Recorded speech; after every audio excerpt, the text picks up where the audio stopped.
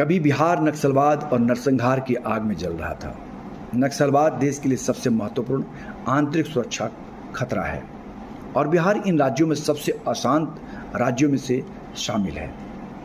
बिहार के 38 में से 19 जिले नक्सल प्रभावित हैं। हाल के वर्षों में न केवल उनके गढ़ों में चरमपंथियों का समेकन देखा गया, बल्कि नए क्षेत्रों में विस्तार भी हुआ।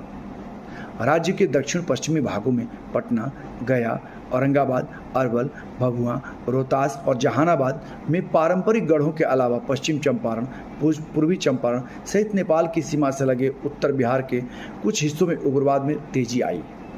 शिवहर, सीतामढ़ी, मुजफ्फरपुर, दरभंगा और मधुबनी जिले नक्सलियों ने सहरसा, बेगूसराय और वैशाली और उत्तर प्रदेश की सीमा से लगे क्षेत्रों में भी अपना प्रभाव बढ़ाया। बिहार के कुछ हिस्सों में अलग तस्वीर है जहां नक्सली दबदबे में कमी आई। संदेश ब्लॉक एक ऐसा उदाहरण है जिसने नक्सलियों का धीरे धीरे सफाया देखा है। यह सर्वविदित तथ्य है कि बिहार में नक्सलवाद की शुरुआत बिहार के 2 प्रखंडों और बिहार से हुई थी। संदेश उनमें से एक था। एक और निकटवर्ती ब्लॉक शहर था। सबसे महत्वपूर्ण कारक यह है कि जो नक्सल प्रभुत्व को खत्म करने में सहायक साबित हुआ। पंचायत चुनाव था 2000 में। बिहार में 23 साल बाद शुरू हुआ था। संदेश ब्लॉक में 2000 के पंचायत चुनाव के तहत 11 पंचायतों में से 6 में माओवादी मुखिया थे। दूसरा पंचायत चुनाव 2006 में बिहार में हुआ था, जिसमें सभी 6 माओवादियों मुखिया हार गए। यह गांव में माओवादियों की अलोकप्रियता का पहला महत्वपूर्ण संकेत था।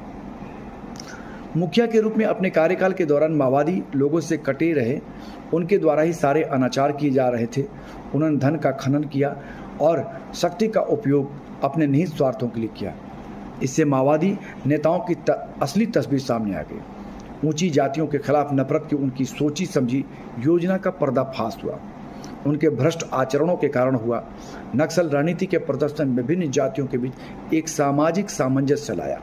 वे एक ऐसे नेता का चुनाव करने के लिए एक साथ आगे आए जो गांव के विकास के लिए काम कर सके। फिर भी बिहार में मंडल क्रांति ने बिहार में पिछड़ी जातियों, विशेषकर यादवों की छवि को फिर से जीवित कर दिया। यादव बिहार में जनसांख्यिकी रूप में सबसे प्रभावशाली हैं। लालू राज के 15 वर्षों ने यादवों की आर्थिक और राजनीतिक स्थिति को मजबूत किया। वे आर्थिक रूप से समृद्ध और राजनीतिक रूप से शक्तिशाली हो गए।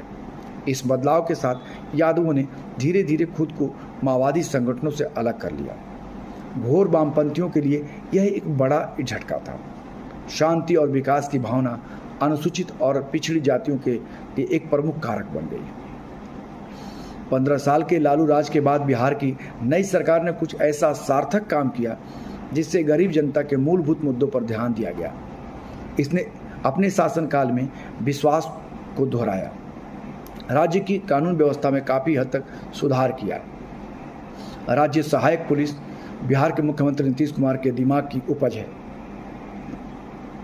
लगभग 2000 पूरी तरह से प्रशिक्षित पूर्व सैनिकों के साथ संगठित अपराध और नक्सलियों के खिलाफ पुलिस अभियान चलाती है। अब सैप की संख्या 5000 से अधिक हो गई है। संदेश प्रखंड की कई पंचायतों में माओवादियों के खिलाफ सामाजिक एकजुटता की प्रक्रिया शुरू हो गई। नक्सली हिंसा की भूत ने सवर्णों को सबक सिखाया। उन्होंने निचली जातियों को सम्मान करना शुरू कर दिया और गांव के विकास के लिए किसी भी निर्णय लेने की प्रक्रिया में उन्हें शामिल किया।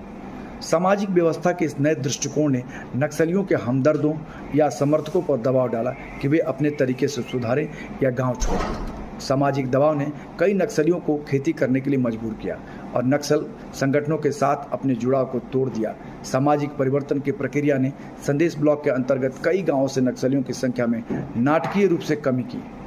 कट्टर नक्सली नेताओं ने गांव को छोड़ दिया। धीरे धीरे संदेश ब्लॉक नक्सल हिंसा से मुक्त हो गया। नक्सली हिंसा पर अंकुश लगाने के लिए राज्य सरकार द्वारा शुरू की गई अन्य कई पहल हैं।